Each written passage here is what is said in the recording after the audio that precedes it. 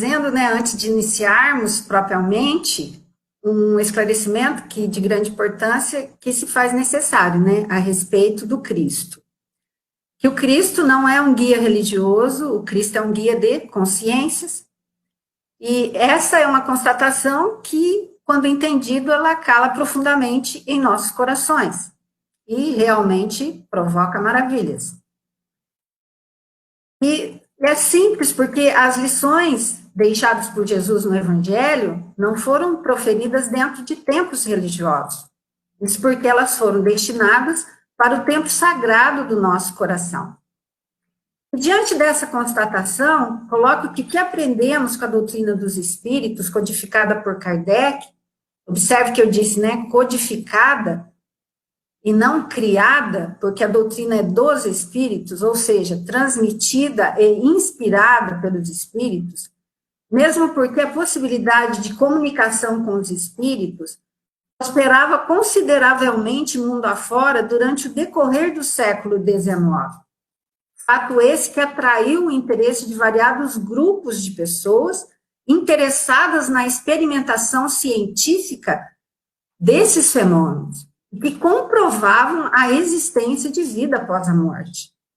E o que intrigava é que esses seres de outro mundo, tá, que se comunicavam, e que teve como consequência a elaboração da doutrina dos espíritos, ou espiritismo, como se dizia na França, esses seres de outro mundo buscavam chamar atenção para diversos assuntos pendentes há séculos no campo do conhecimento filosófico e religioso.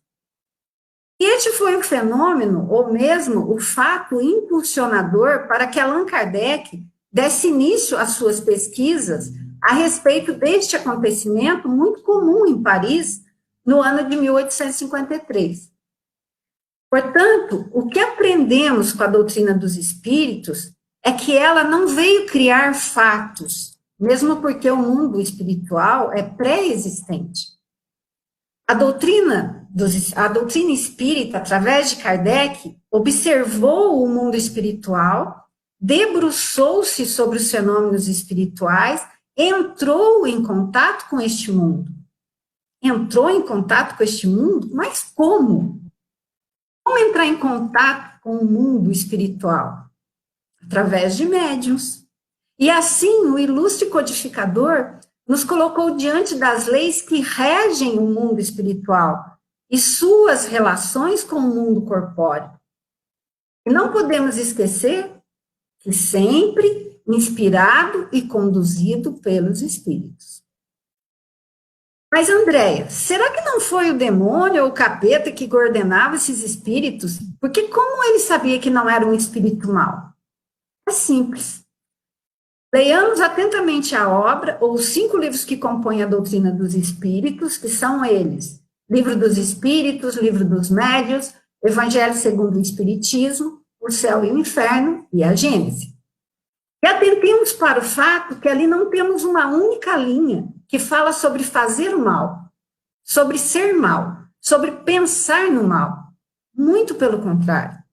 É uma leitura que nos estimula no bem, nos conclama a saber sobre a responsabilização dos nossos atos, sobre nossos objetivos específicos de transformação moral para atingir a perfectibilidade. Não há uma linha de engano quanto à figura de Jesus, de Deus, dos espíritos, da natureza, da evolução do ser, que não esteja de acordo com o que a ciência vem nos trazendo como descoberta, e que a fé raciocinada possa nos levar a entender que é o amor de Deus por nós. Assim, é preciso conhecer mais profundamente essa doutrina antes de a julgarmos por seu conteúdo meio vago, divulgado pela mídia ou mesmo pelos palestrantes, que pelo tempo curto não conseguem abranger toda a gama de pontos sobre os temas propostos. Portanto, se fosse um espírito endemoniado, ele com certeza estaria trabalhando a seu desfavor. Além do fato que, para a doutrina dos espíritos, não existe esse demônio, capeta, Satanás, da forma como existe na imaginação de muitos. mas hoje não vamos tratar sobre esse assunto, né? Porque o seu inferno estaria vazio. Se todos seguissem os princípios transformadores da doutrina dos espíritos, esse inferno desses capetas estariam vazios. Então, e assim, a doutrina dos espíritos, conforme nos aprofundamos, observamos que as leis que nos regem são as mesmas, ou seja, independente da crença, independente do nível de compreensão da criatura, as leis são imutáveis e eternas como o próprio Criador. É nesse papel de pesquisa, de indagação ao mundo espiritual, das leis que regem o mundo espiritual, que a doutrina dos espíritos abriu para todas as escolas do pensamento humano e para todas as religiões do planeta uma gloriosa porta. O espiritismo abriu para todos a possibilidade de entendimento do mundo espiritual com mais clareza, com mais legitimidade. E ao fazer esse mergulho no mundo espiritual, com o amparo dos espíritos que dirigiam a codificação, o que Kardec percebeu? Percebeu que a nossa evolução espiritual é infinita. É como uma grande escada. E detalhe, há sempre espíritos em todos os degraus. E espíritos encarnados e desencarnados.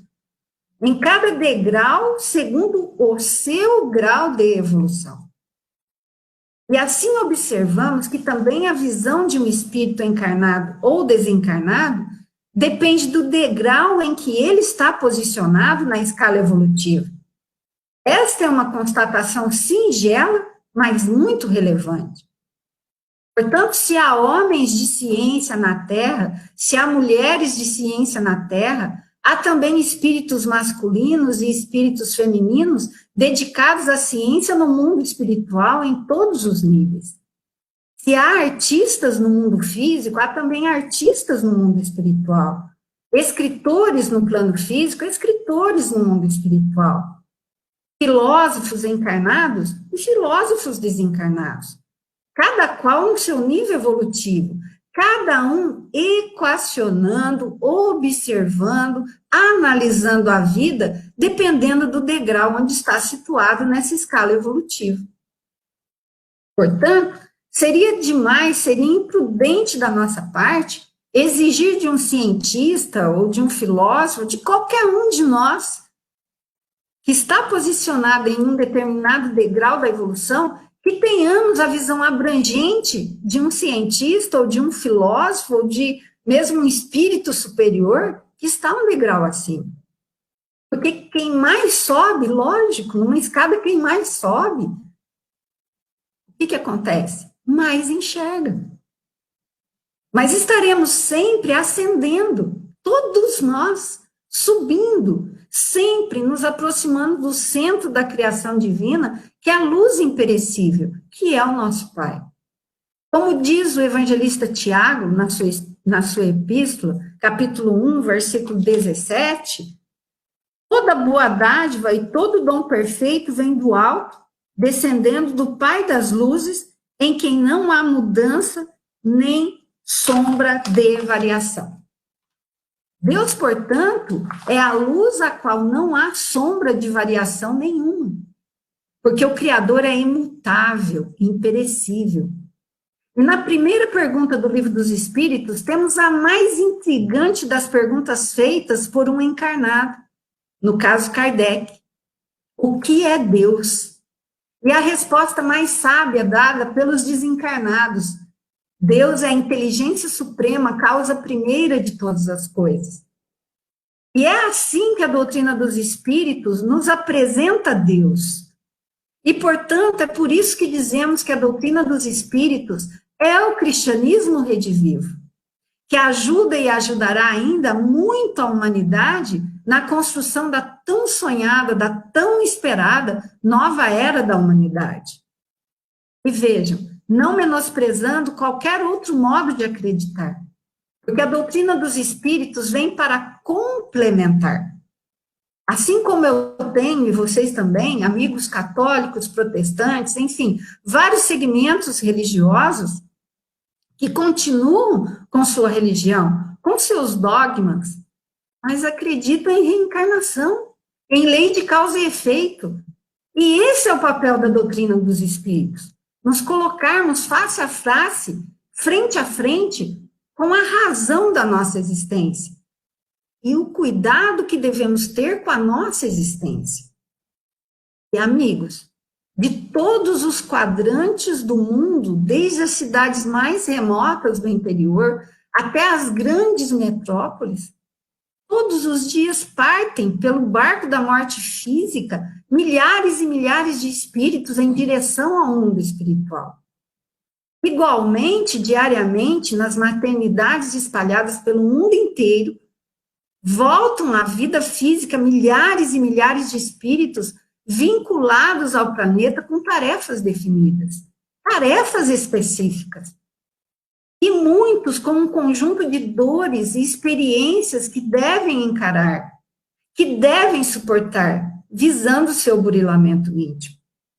E a doutrina dos espíritos sempre está a nos alertar, nos revelando que é sempre bom estarmos atentos, pois a morte não redime, a morte simplesmente nos coloca em contato conosco mesmo, a morte simplesmente revela a nossa verdadeira estatura espiritual, o nosso verdadeiro tamanho. E no mundo espiritual, gente, há criaturas de todas as fisionomias, assim como aqui na Terra. Há aqueles que se dedicaram a vida inteira ao vício e que chegam no mundo espiritual viciados. Há aqueles que gastaram todas as horas da encarnação prejudicando os semelhantes na maldade, na criminalidade, e chegam no mundo espiritual carregando as sombras que conquistaram aos poucos durante toda uma vida. Há aqueles que jamais se aproximaram de um livro, que jamais buscaram uma instrução, jamais buscaram o esclarecimento, e chegam no mundo espiritual carregando uma ignorância gigantesca. Por outro lado, há aqueles que envelheceram, que gastaram o corpo físico no trabalho ao semelhante, no trabalho do esclarecimento. Foram verdadeiros operários do progresso, da bondade, e estes, portanto, pela lei da justiça, chegam ao mundo espiritual merecedores do quinhão, do patrimônio espiritual que eles amealharam, né, que eles juntaram ao longo da sua vida física. Dizemos tudo isso apenas para relembrar a lição do benfeitor Emmanuel no livro Roteiro, psicografado por Francisco Cândido Xavier, onde ele nos informa que no ambiente espiritual do planeta, vejam bem, evoluem em torno de 22 bilhões de almas, todas buscando o aprimoramento espiritual, todas portadoras de débitos e de graves compromissos assumidos ao longo dos séculos. É claro que nós temos 8 bilhões de encarnados. Então, a maioria está no plano espiritual. E tenhamos em mente que se os que estão encarnados enfrentam suas lutas, enfrentam seus desafios, os desencarnados também formam uma grande fila no mundo espiritual, aguardando a oportunidade do regresso, cada qual no seu nível espiritual de compreensão e de sentimentos. Dizemos isso para acordar uma mensagem também do benfeitor Emmanuel, num livro singelo de tamanho reduzido que se chama Monte Acima, onde ele diz que quando você pensa que atingiu o cume do monte, há um monte acima, e você sobe. E sobe, e sobe, e há sempre um monte acima. Há sempre um monte para subir. Há sempre um nível maior a ser alcançado. E Emmanuel diz no primeiro capítulo dessa obra, capítulo 1, chamado Sigamos com o Cristo, ele diz assim: sabemos, porém, que o século é tão somente um ponto infinitesimal no tempo, e que as horas apressadas de um corpo denso que surge e desaparece não podem oferecer ao espírito peregrino da eternidade a solução final do destino. Vamos imaginar o que representa a brevidade da vida física diante da eternidade. O que são 70, 80 anos? O que representa um século diante da eternidade? Um ponto infinitesimal. O que eu estou tentando dizer é que uma vida física é insuficiente. Insuficiente para você ser bom em uma coisa, que dirá em 1000, porque o dia tem 24 horas. Em quantas áreas você poderá se tornar um expert em 24 horas, em 60 anos, em 50 anos? Portanto, só nesta constatação já percebemos a limitação de uma vida. Fica claro, analisando esse ponto, que em uma vida um espírito dá um passo. É por essa razão que dirá no livro Consolador Emmanuel, na questão 164, quando perguntam a ele, como devemos compreender o gênio? Olhem só. O gênio constitui a súmula dos mais longos esforços em múltiplas existências de abnegação e de trabalho na conquista dos valores espirituais. E quantos podem ter pensado, como que o Pedro Folegatti, de 34 anos, acho que todos devem ter visto ele, né, na televisão, faz parte da equipe que está providenciando a vacina contra o coronavírus? E somos obrigados a perguntar, como ele conseguiu tanto conhecimento para isso? Mas, na verdade, devemos analisar a seguinte questão. Há, por acaso, algum encarnado que domine todas as áreas do conhecimento humano em uma vida? Portanto, qual de nós pode imaginar legitimamente que poderá encarar uma situação olhando agora, neste momento, de todos os ângulos possíveis? Qual de nós? A nossa visão é sempre a visão de um ponto. Não é à toa que ela se chama ponto de vista. Porque sempre examinamos a situação e as coisas e as pessoas de acordo com a bagagem evolutiva que já conquistamos. E nesse aspecto reside a imensa sabedoria do Criador. Porque é como se o Criador quisesse nos dar um recado. Dar um recado a cada um de nós. Jamais alcançaremos uma equação razoável de um problema sem nos unirmos às outras criaturas. E vejam a perspicácia do Criador, que é Pai, e quer ver seus filhos unidos, porque assim observamos que Ele nos criou para contarmos uns com os outros, para contarmos com a experiência, contarmos com a bagagem evolutiva de cada um, para compormos um grande quebra-cabeça, onde cada ser traz a sua contribuição e compartilha o seu patrimônio espiritual neste banquete imenso chamado humanidade. Infeliz daquele que se recolhe no egoísmo. Infeliz daquele que se recolhe no isolacionismo, tentando equacionar a vida apenas com seus próprios recursos espirituais.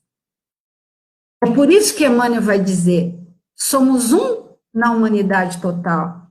Ou seja, somos um com todos os seres que compõem a obra da criação. Olha que lindo isso. Porque temos uma visão, muitas vezes, distorcida. Imaginamos que a humanidade é composta apenas pelos encarnados. E acreditamos que todos os movimentos de renovação da Terra estão acontecendo apenas no mundo dos encarnados. É quase que uma infantilidade, porque apenas 1/3 dos espíritos que evoluem na Terra estão encarnados. 2/3 estão no mundo espiritual. Portanto, podemos concluir que a maior parte dos acontecimentos se dá lá no plano espiritual. Depois se dá aqui. Porque é aqui no planeta Terra, na materialidade, que averiguamos o aprendizado, através do esquecimento, principalmente para a quitação de nossas dívidas com nossos desafetos. É aqui que temos a responsabilidade de arrumar o que bagunçamos em outras vidas com nosso egoísmo e com nosso orgulho. Por isso, diz Emmanuel, somos uma humanidade total, encarnados e desencarnados, milhões e milhões de seres viajando do instinto para a inteligência, da inteligência para a razão e da razão para a angelitude. E, evidentemente, aqui Emmanuel está utilizando a palavra razão naquele sentido mais puro, a razão como um ápice da inteligência, aquele coroamento, o que poderíamos chamar de sabedoria. E num outro degrau superior ainda, aqueles que já estão a caminho da angelitude. E sim, há seres que já ultrapassaram a condição humana e rumam em direção à angelitude. E como a evolução não se processa de maneira desastrada, precipitada, porque a evolução é um processo gradativo, não seria legítimo querer que um coração que pulsa em um degrau sinta felicidade em outro degrau que não lhe pertence. Agora, para subir um degrau, é preciso antes amá-lo. Só subimos um degrau quando passamos a amar esse degrau. É eu pensar e me dedicar. Eu quero ser um instrumento de Jesus. Para tanto, eu preciso me dedicar, me disciplinar, mas com amor. Porque é o degrau onde eu quero me encontrar, um instrumento. Então eu vou amar aquele degrau. Eu vou cuidar daquele degrau. Por isso Jesus diz no Evangelho, onde estiver o vosso coração, aí estará o vosso tesouro. Estaremos sempre onde está o tesouro eleito pelo nosso coração. E não tenhamos ilusão. Se a abelha adora o mel, o abutre adora cadáver. Há alimento espiritual para todos os níveis. Tem criaturas que não se sentem felizes. Vejam, tem criaturas que não se sentem felizes a não ser com o pessimismo. O alimento delas é o pessimismo. Há outras criaturas que se alimentam da fofoca. Se ele não estiver falando mal de alguém, o coração não vibra. É como se ele não estivesse vivo. É como se faltasse algo. Há corações que se alimentam de conhecimento, seja na religião, na ciência, na filosofia. Ele só está vivo, vivendo nesse campo. E ainda, há corações que se alimentam de fazer o bem, onde quer que estejam, seja em casa, no trabalho, sejam crianças, sejam jovens, sejam adultos. Os tesouros são diferentes, os degraus são diferentes. Cada consciência mantém-se no campo visual que lhe diz respeito. O que não podemos imaginar, como já dissemos, é que alguém que está no degrau 1 enxergue o que enxerga alguém que está no degrau 100, ou no degrau 200, ou no degrau 1000. Cada consciência mantém-se no campo visual que lhe é próprio. Eis porque não podemos perder na atualidade o cristianismo restaurado pela doutrina dos espíritos. Mas que tipo de conclusão é essa que Emmanuel está nos levando a fazer? Aonde você quer chegar também, Andréia Maria, com tudo isso? Quando dizemos que a necessidade do mundo é o cristianismo restaurado pela doutrina dos espíritos, dizemos isso por quê?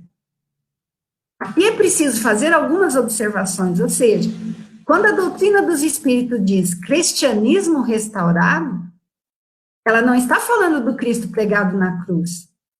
Ela não está falando de Jesus como símbolo religioso. Ela não está falando de Jesus como um movimento religioso.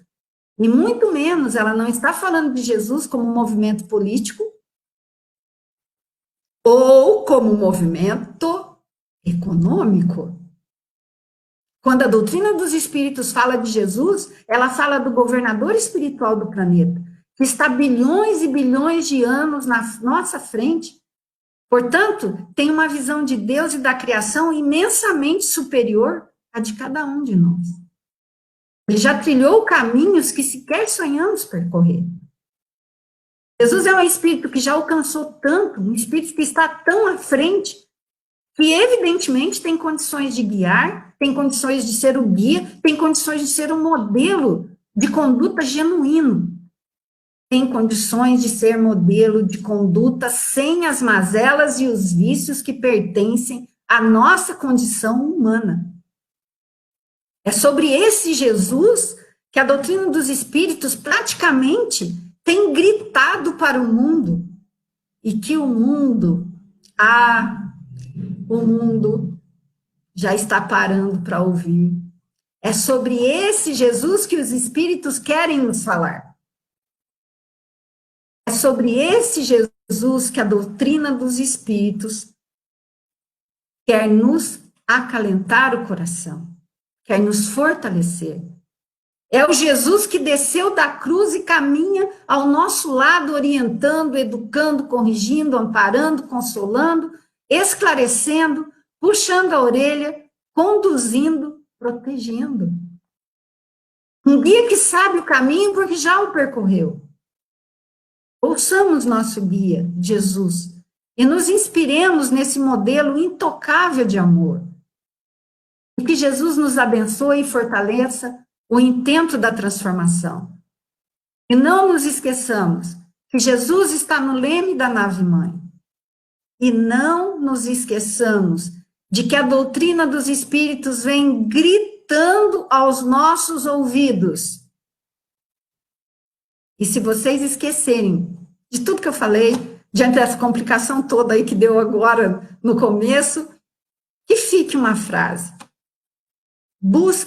Busquemos pela nossa transformação moral. Assim seja. Agora, deixa eu ver se eu acho a Graça Maria por aqui, gente. Deixa eu ver se eu vou achar ela aqui.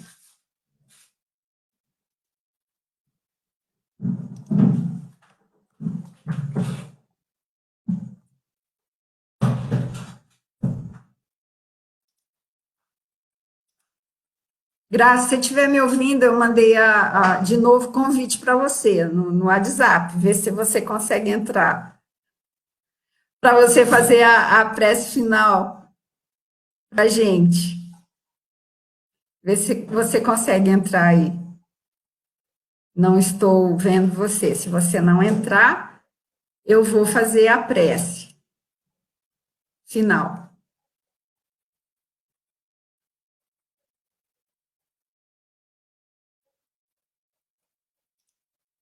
A Graça Maria não está conseguindo entrar. Então, eu quero agradecer, amigos, muito por nós estarmos aqui juntos. A gente fica vendo a carinha de vocês aqui, e isso é muito consolador, isso é muito lindo. É muito gostoso sentir vocês, sabe? Mesmo é como se a gente realmente estivesse, né, no ambiente e sentisse toda essa energia. E para fechar, vamos nos unir em prece, agradecendo a Jesus essa oportunidade de estarmos todos aqui juntos, e que possamos, Senhor, fazer dessa mensagem maravilhosa da doutrina espírita, que nos acorda para os nossos objetivos, que nos acorda, Senhor, para a tua lei de amor, que nos acorda para a tua misericórdia para conosco, que possamos, Senhor, através desse ensinamento, possamos nos fortalecer nesse momento, e que a tua luz brilhe mais alto, mas que estejamos sempre conscientes, Jesus, que para que tu esteja conosco é necessário que nós estejamos convosco, através da busca da nossa mudança de atitude, através da busca da abundância dos nossos pensamentos, porque tu estás diuturnamente conosco, assim como Deus nosso Pai e esses amorosos amigos espirituais que nos acompanham. Então, que façamos esse esforço de estarmos contigo, através da prece, através da oração, através do trabalho digno, através da fala de esperança, através das boas ações. E que Jesus nos abençoe em tempo.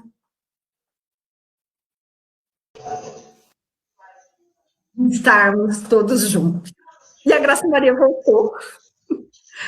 Eu fiz a prece, Graça Maria, mas eu gostaria das suas considerações finais, por favor. O que aconteceu, afinal de contas? Ainda estamos no ar. Caiu a minha conexão. Mas está tudo certo. Caiu. Caiu. Foi um material... A minha cunhada me avisou que não foi só a minha que caiu, e a dela caiu também. Então, tá tudo certo. Pelo menos. Mas olha, a gente percebe claramente que esse material que você nos trouxe, Andréia, é um material muito rico e que eu tenho ouvido assim muito os trabalhadores da doutrina espírita dizendo o seguinte: a contribuição que a doutrina espírita pode oferecer a todas as doutrinas religiosas, e principalmente aquelas pessoas que elas têm a espiritualidade dentro delas, né? Elas não são religiosas, mas elas têm a espiritualidade dentro dela, que foi aquilo que Kardec também trabalhou na época, né? Em que ele agregou tantas pessoas que às vezes não tinham religião, mas se encantaram com o conhecimento da doutrina. Então, isso que você nos repassou hoje foi isso. E a gente está muito feliz de nesse momento, a doutrina está nos fortalecendo e trazendo tanta coisa boa para a gente, né? Quero aqui agradecer a Regina Cardoso, o Adão Oliveira, o Edson Roberto Ronque, a Thaís Flávia, e nós temos com o Josenberg, né? Eu vi aqui o Josenberg, que foi um trabalhador aqui da nossa casa também. Eu vi uma mensagem dele aqui também. E a gente fica muito feliz das pessoas estarem aqui conosco. E para a gente encerrar, você já fez a prece, só desejar uma semana de muita paz para todo mundo. Procuremos manter os nossos pensamentos esperançosos, com alegria, porque, gente, não é o fim, é o começo. É o começo de uma nova era. É o começo de uma nova era, e acredito que todos nós estamos, né, caminhando para isso. A Alessandra Dariva também está aí, um grande abraço. Thaís Flávia também está aqui. Saudades. A Regina Cardoso, lá do Centro Esotérico, né? Esotérico, que ela estava lá. A Leila Milanese, aqui a Leila Milanese. A Elza Aparecida Calisto.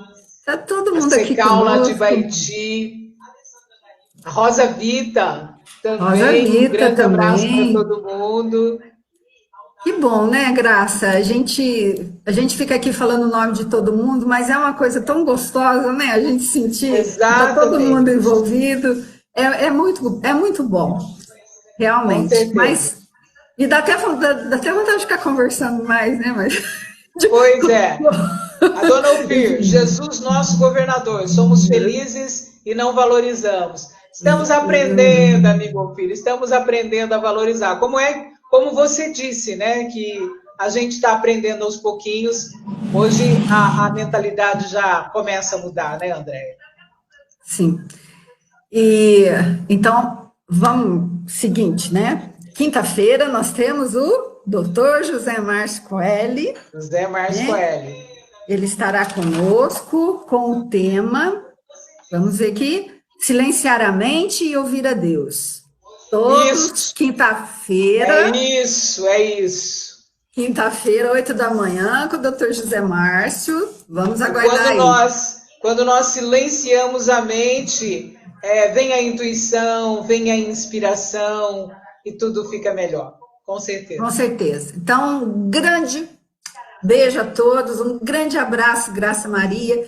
Que Jesus nos abençoe a todos. Nos abençoe a todos, gente. O lar de cada um, o local de trabalho de cada luz, a cidade de cada um. Um grande abraço. Muito fortalecimento para todos nós. Beijo, Graça Maria. Saudade. Saudade, beijo, Andréia. gente. Saudade. Tchau. Boa noite.